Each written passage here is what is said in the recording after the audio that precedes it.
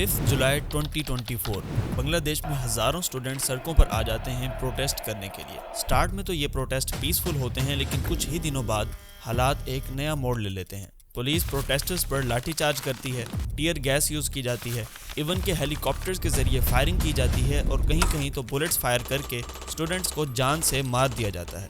بنگلہ دیش میں سرکار کی طرف سے کرفیو لگا دیا جاتا ہے، انٹرنیٹ سروس کٹ آف کر دی جاتی ہے اور پورے دیش کے سکولز اور کالجز کو شٹ ڈاؤن کر دیا جاتا ہے۔ آفیشیل رپورٹس کے مطابق پولیس اور پروٹیسٹرز کے درمیان دنگوں میں 300 سے زیادہ لوگ مارے گئے اور 10,000 سے زیادہ لوگ اریسٹ کیے گئے، لیکن ان سب کے بعد بھی پروٹیسٹ رکے نہیں بلکہ بڑھتے ہی رہے اور بالآخر بنگلہ دیش کی پرائم منسٹر شیخ حسینہ واجد کو ریزائن کر کے بنگلہ دیش سے جانا پڑا۔ آخر کیا وجہ تھی ان پروٹیسٹ کی اور کس طرح ایسے حالات پیدا ہو گئے کہ پرائم منسٹر کو ہی ریزائن کر کے ملک سے بھاگنا پڑا؟ آئیے ان ڈیٹیل جانتے ہیں آج کی اس ویڈیو میں۔ بنگلہ دیش میں جنگل میں بڑھتی ہوئی آگ کی طرح پھیلنے والے ان پروٹیسٹ کی مین ریزن ہے کوٹا سسٹم۔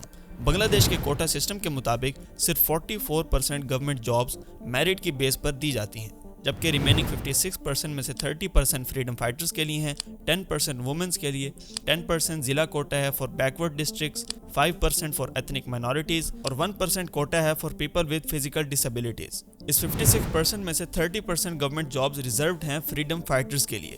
فریڈم فائٹرز کو سمجھنے کے لیے ہمیں بنگلہ دیش کی ہسٹری کو سمجھنا ہوگا۔ تو آپ جانتے ہی ہوں گے کہ آزادی سے پہلے بنگلہ دیش پاکستان کا حصہ تھا اور اسے ایسٹ پاکستان کر کے بلایا جاتا تھا۔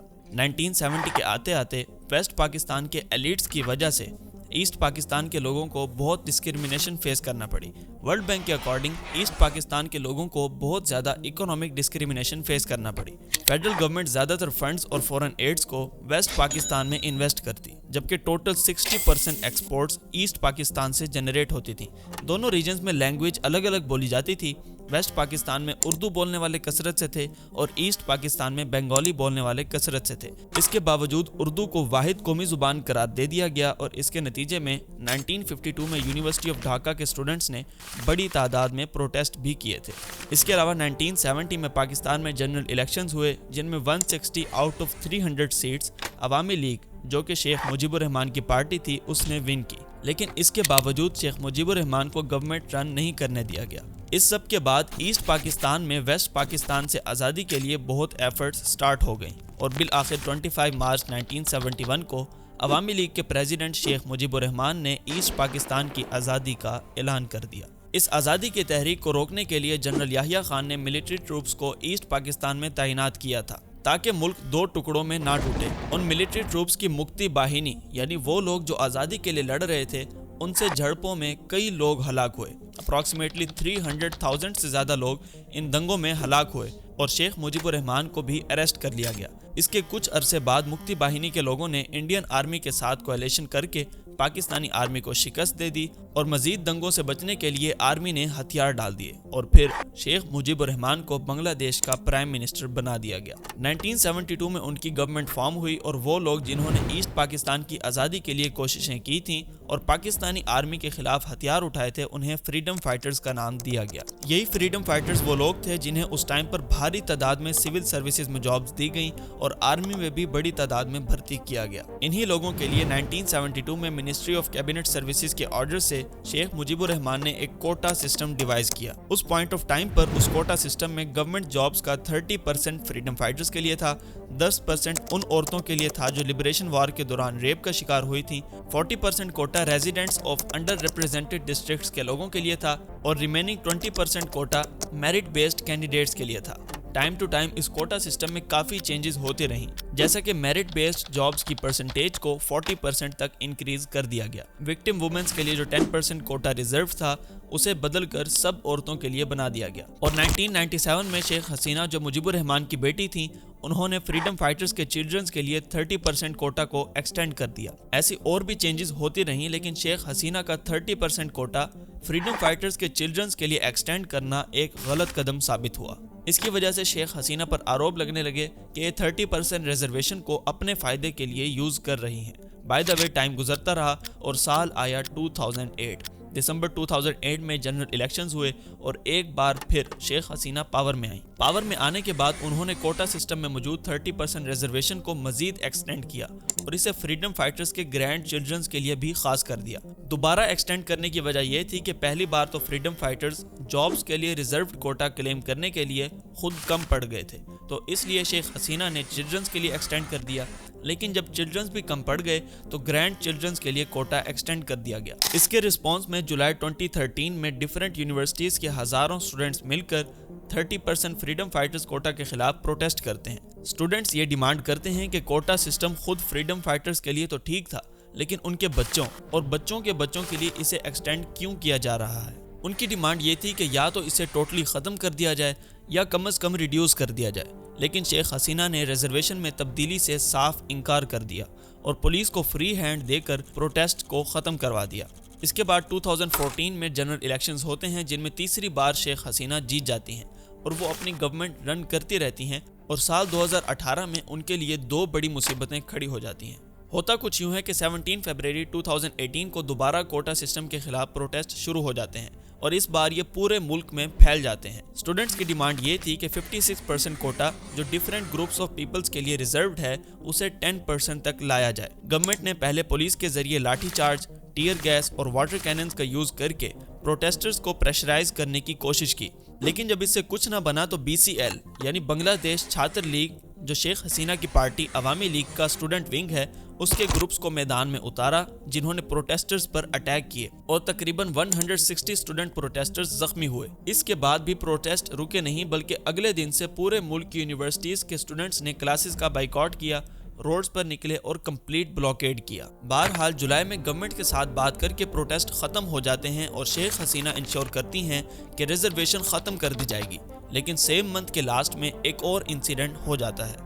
दो स्टूडेंट्स दिया खानम और अब्दुल करीम को ढाका में एक बस कुचलकर चली जाती है, जिसके बाद स्टूडेंट्स रोड सेफ्टी मूवमेंट के तहत प्रोटेस्ट करना स्टार्ट कर देते हैं और इसी के साथ जब वो देखते हैं कि रिजर्वेशन के रिमूवल का सिर्फ कहा गया है और अमल कुछ नहीं हो रहा, तो वो मूवमेंट भी दोबारा स्टार्ट हो जाती है और ये दोनों मूवमेंट्स गवर्नमेंट पर बहुत प्रेशर क्रिएट करती हैं। रोड सेफ्टी मूवमेंट तो 10 अगस्त को ख़त्म हो जाती है, लेकिन कोटा रिफॉर्म मूवमेंट जारी रहती है। पुलिस और प्रोटेस्टर्स में बहुत से क्लैशेस होते हैं और कई स्टूडेंट्स इंजर्ड होते हैं। एज अ रिजल्ट अक्टूबर 2018 में शेख हसीना ने 30% कोटा सिस्टम को ख़त्म कर दिया और कहा कि फर्स्ट और सेकंड क्लास की पोस्ट के लिए कोई कोटा सिस्टम नहीं है, जबकि थर्ड और फोर्थ के लिए अभी भी कोटा सिस्टम वही है। लेकिन इन केस कोई कैंडिडेट इन पोस्ट के लिए नहीं मिलता तो फिर ये पोस्ट मेरिट की बेस पर स्टूडेंट्स को प्रोवाइड की जाएंगी।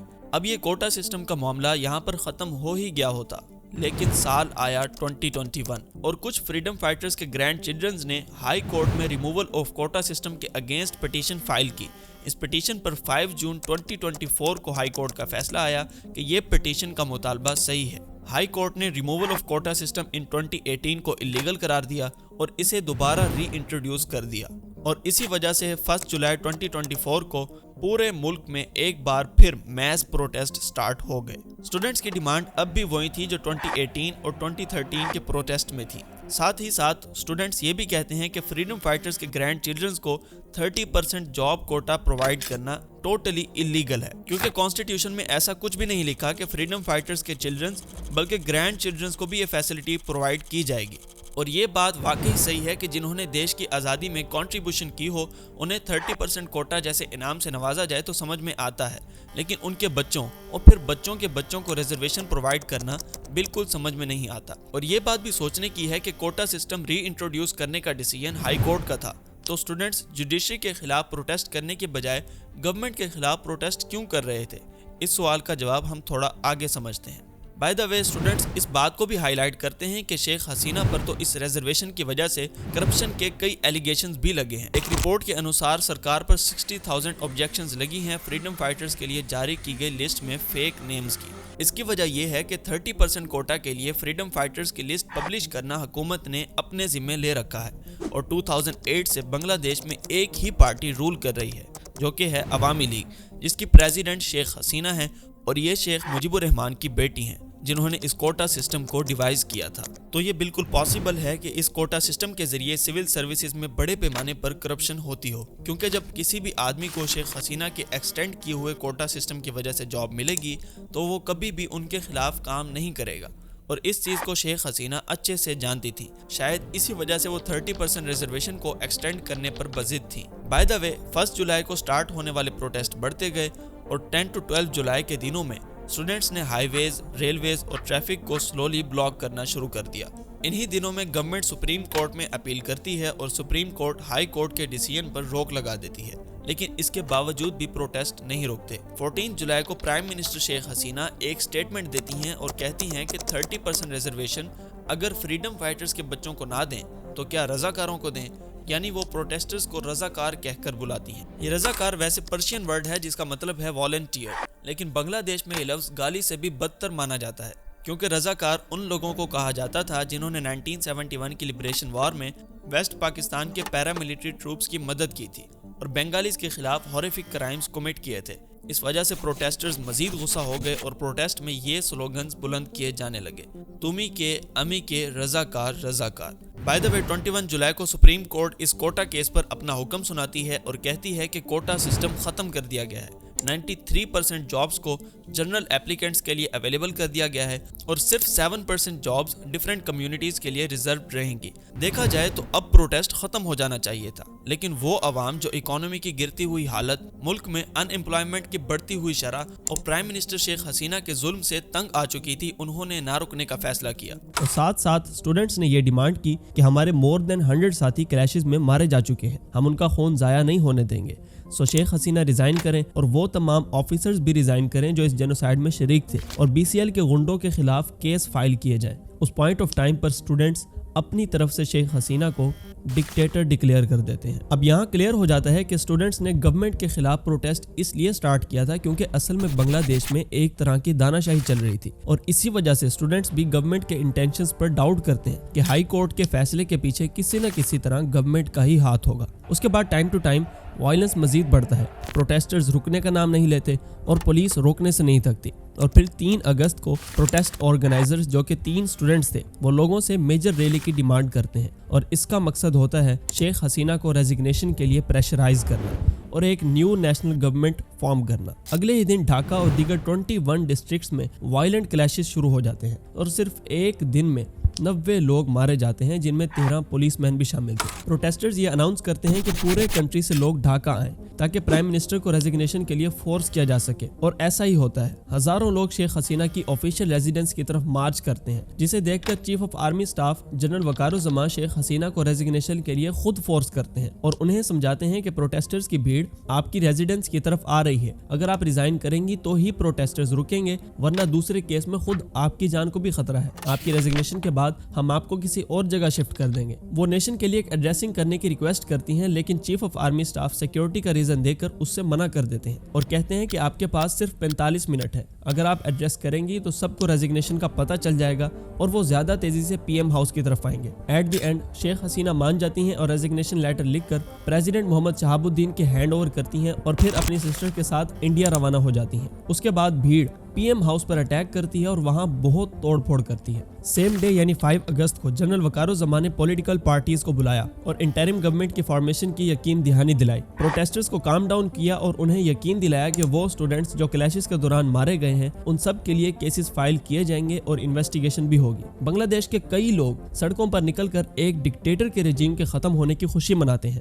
اور پھر کچھ ہی دنوں بعد محمد یونس جنہیں شیخ حسینہ نے اریسٹ کر رکھا تھا انہیں باہر نکال کر انٹرم گورنمنٹ کا ہیڈ بنا دیا جاتا ہے۔ یہ ہے ایک ایسے پروٹیسٹ کی سٹوری جو سٹارٹ تو صرف ایک ریزرویشن کے خاتمے کے لیے ہوا تھا، لیکن اینڈ پرائم منسٹر کے ریزگنیشن سے ہوا۔ اس سب سے معلوم ہوتا ہے کہ یہ صرف اسٹوڈنٹس کا پروٹیسٹ نہیں تھا، بلکہ اسٹوڈنٹس کے پیچھے وہ عوام بھی تھے جو اکانومی کی گرتی ہوئی حالت، high ratio of in employment اور شیخ حسینہ کے ظلم و ستم جو انہوں نے اپوزیشن پارٹیز پر کیے اور ہزاروں لیڈرز کو اریسٹ کیا، اس سب کی وجہ سے بہت پریشان تھے۔ اور کسی حد تک اصل پرابلمز بھی یہی تھیں جن کی وجہ سے ایک ریزرویشن کے ریموول کے لیے سٹارٹ ہونے والا پروٹیسٹ انتہائی کلیشز اور اتنے لوگوں کی ڈیتھس کے بعد بھی نہ رکا، بلکہ پرائم منسٹر کے ریزگنیشن کے بعد ہی اینڈ ہوا۔ بنگلہ دیش کے حالات اس بات کا کلیئر ایویڈنس ہے کہ ظلم جب حد سے بڑھتا ہے تو مٹ جاتا ہے۔ اب بنگلہ دیش میں آفٹر الیکشنز کون سی پولیٹیکل پارٹی پاور میں آئے گی یہ تو آنے والا وقت ہی بتائے گا، لیکن پاسبلٹی ہے کہ جماعت اسلامی ایک بڑی پارٹی بن کر سامنے آئے، کیونکہ عوامی لیگ کا تو کھاتہ کلوز ہو چکا اور بی این پی اتنی مضبوط نہیں ہے۔